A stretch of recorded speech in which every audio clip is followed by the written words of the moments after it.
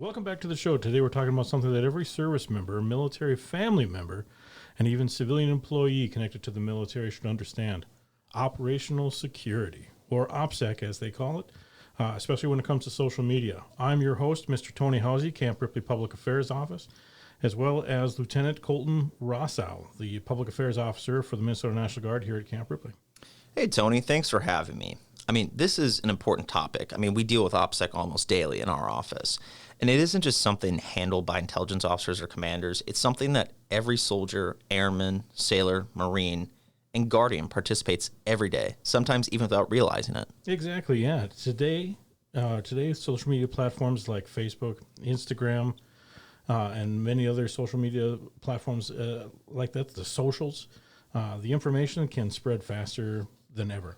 It's something that's not even word of mouth. It's everything that pushes out across the internet. So a single photo or a comment can reveal more than what people think. So today we're going to talk about three things. First, the history of protecting military information and some of the logistics behind that. Second, the operational security and why it matters today, especially in the digital age. And then finally, we're going to talk about some practical steps that everyone can take to maintain good OPSEC, both online and in their personal lives. Yeah, absolutely. If you go back to ancient warfare, whether it's the Roman legions or medieval armies, commanders understand the value of intelligence and especially deception. Certainly, yeah. Protecting military information isn't new. Armies have been guarding secrets for thousands of years. And one famous example is Sun Tzu, the Chinese military strategist who wrote The Art of War around 500 BC. One of the key teachings was that warfare is built on deception. If the enemy knows your plans, your strengths, your weaknesses, they can exploit them. Yeah, then you move to the 20th century and the stakes become even higher. During World War I and World War II, operational security became a massive effort across all nations. We've all seen the movies of everyone trying to decode each other's messages and everything, and it gets intense. Yeah, exactly. During World War II, the government launched huge public campaigns reminding citizens not to casually discuss troop movements, shipping schedules, or military plans. And a lot more people were invested in that time in the overall military picture. Yeah, even casual conversations in bars, train stations, or factories could potentially be overheard by spies. And, we think about spies, we think about James Bond and back in the day. That's still something that's happening today in a lot of countries. Certainly, yeah, and intelligence operations are still incredibly serious, and were at that time as well. Allied success in breaking German codes and strict secrecy surrounding operations like D-Day depended heavily on information discipline. If too many people are talking about invasion plans for Normandy, the outcome of the war might have been very different. If you give away the largest naval invasion in history, something's going to happen. A modern example of that right now is what's happening in Iran at this point in time. Yeah, certainly. Too much discussion around any of those topics could lead to false information, false mobilization, false understanding of what the actual principles are. So it is very important to keep that under strict disciplines. Another concept of OPSEC, as we know it today, really began during the Vietnam War. Yeah, the evolution of OPSEC, right in the late 1960s, the U.S. military realized that small pieces of unclassified information were being pieced together by adversaries to understand American operation procedures. Certainly, that's not even the secret stuff. The individual pieces of information that weren't classified, when combined, revealed a much bigger picture. Yeah, that led to the development of the formal operation security programs, which focus on identifying critical information and protecting it from our adversaries here and afar. Absolutely. Yep. We term it as OPSEC, so operational security. And OPSEC is taught across the military. Soldiers learn it in basic training, officer school, pre-deployment briefings, and they maintain that education throughout their careers. Yeah, and this applies to everything, from training schedules to deployment timelines to equipment capabilities. If you're giving the enemy the tools to your plans are never going to be successful. Very much so. So now let's fast forward to the modern era, right? The age of smartphones, the age of social media. This is where OPSEC has become increasingly challenged. It has. Years ago, information spread slowly. I want to say slowly, but it's with the word of mouth, right? You're talking about the snail mail, Tony. Yeah, absolutely, right? So it took time to get information from one thing to the next, right? Today, photos posted online can reach thousands or even millions of people within minutes. And the problem is that people often share information without realizing it. I mean, we've had many situations where stories have come to us here at the Public Affairs Office of someone putting something on their social media platforms that could be potentially dangerous to soldiers and endanger their lives. Right, and it may seem innocent at the time, but with a little bit of thought and a little bit of process, it has a much bigger result at the end of it. Some examples of simple selfies on the military installation right now show unit patches, vehicle markings, equipment in the background, location markers or tags, pins, even GPS metadata embedded in images. Yeah, our adversaries can analyze these details, and intelligence agencies, even non-state actors, actively monitor soldiers' social media accounts. Yeah, this is called open source intelligence. It is a problem. Yeah, no, and it's incredibly powerful. I mean, analysts can use social media posts to determine some of the following: unit locations, deployment timelines, equipment movements, and training activities. And if our adversaries have that knowledge, it puts American lives at risk. It does, and it does every day. In recent conflicts around the world, of course, right? So open source investigators have tracked military units simply by analyzing soldiers' social media posts. One of the most recent examples, at least for me, right back in 2017, we were part of a NATO exercise in Sweden, and the Swedish military actually used a dating app to find American personnel in Sweden and track their location.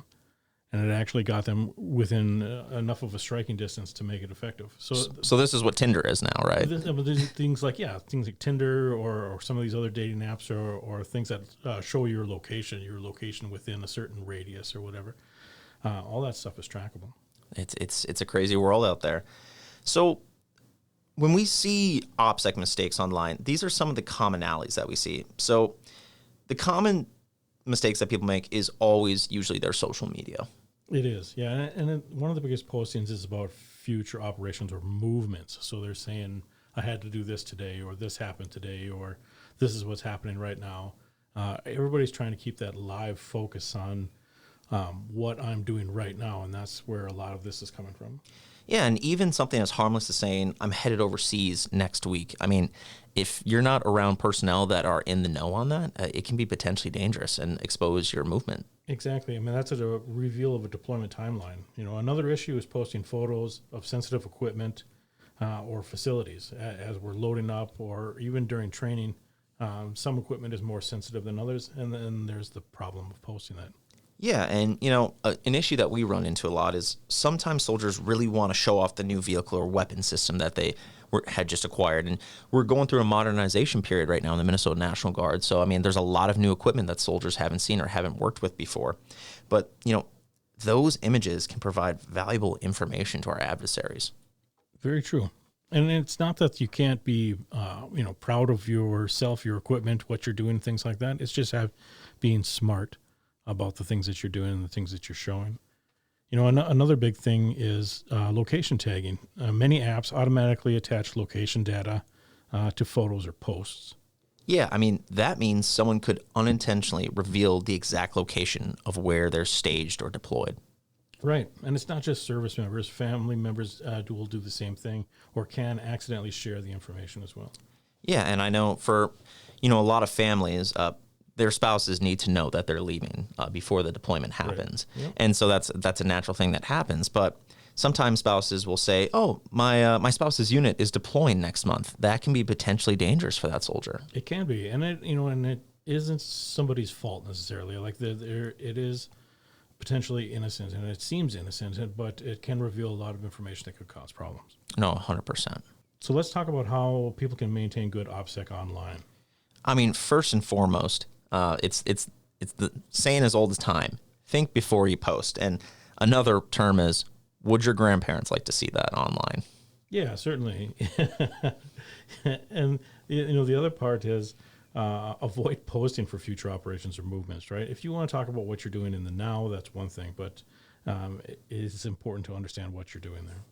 And you need to ask yourself, could this information help an adversary? Also, on top of that, you need to disable your location services in geotagging when posting photos from sensitive areas. Yeah, right. Yeah, be mindful about what appears in the background. Even slight landmarks and things like that can give away your situation in a photo.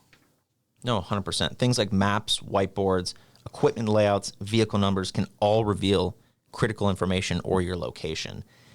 And, another good rule of thumb is to adjust your privacy settings. You got to limit who can see your post and your personal information. Right. Yep. Remember that even private posts can sometimes become public through screenshots or sharing. And you might not have all that information planned out how you want to share it, right? So it might just automatically go along for the ride and now become part of the public domain. No, and when we talk about OPSEC, we're not just talking online. We're talking about OPSEC in your daily life. Operational security isn't just connected to the internet now. Everything is connected, but especially in your personal life, you got to be very careful of the information that you put out there. Yeah, certainly. It applies with everyday conversations and everything. Talking about work details in public places can expose information. Restaurants, airports, hotels, all places where people might sit and listen, even sitting at the barbershop, venting your frustrations or whatever the case may be. Tony, I don't know if you're going to the barbershop nowadays, right? Yeah, probably not, but little bald, I say. Right. Now that's a little OPSEC information I just put out there. You did, yeah. You revealed my description. So now, service members should really avoid discussing sensitive pieces of information in an open setting.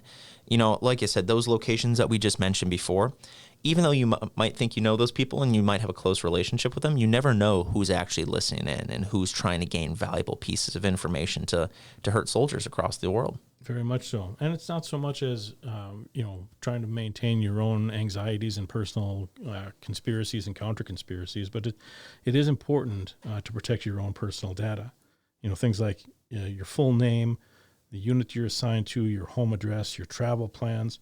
All that information should be shared very carefully. And if somebody's asking for that, there needs to be a reason for it, not just trying to gain information. Adversaries sometimes use social engineering, which means they gather information about individuals to exploit them. So they'll go after your financials. If they see that you're struggling financially, they'll try to offer you money, or they'll try to say, hey, I can help you with this. Like, I just need to know, like, what unit are you with? What are you guys doing? Where are you guys going? Right. Yeah, the more personal information available online, the easier it becomes. So, that's everything from I just got divorced to my kid is doing this or my parents did this. Things that can apply that you don't necessarily need to share all the details about your personal situation. It's not just leadership that needs to be emphasized on OPSEC. From General Mankey all the way down to the lowest private in the Minnesota National Guard, it's a team effort. Commanders do set the tone, and they conduct OPSEC briefings and remind their units of the importance of protecting information. And like he was saying, every individual plays a role. One careless post can potentially compromise an entire operation that has thousands of man hours and hundreds of lives at risk. Right. That's why many units include OPSEC reminders during training exercises and deployments. Now let's kind of take a look at the future of OPSEC. As technology evolves, OPSEC challenges will continue to grow. Artificial intelligence, satellite imagery, and data analysis tools make it easier than ever to gather information. With the evolving use of AI, soldiers are putting a lot of information to some of these platforms that could be potentially compromising. It's true. It is true. It does remain the same, though. It is the same practice regardless of the technology that you use. Protecting critical information is one of the hardest things you can possibly do. But, if you think before sharing and you stay aware of how small details can reveal bigger pictures, you're gonna be in the clear. Absolutely. And just a few closing thoughts here as we kind of wrap up. Operational security has been the cornerstone for military operations for centuries, as we talked about before. From ancient battlefields through the Civil War, through World War II, and into the digital battlefield, and well into social media. Yeah, in today's connected world, every service member and military family member has a role in protecting sensitive information. Absolutely. Yep. Every single post may seem harmless, but information does add up. Maintaining good OPSEC is ultimately about discipline, awareness, and finally, responsibility.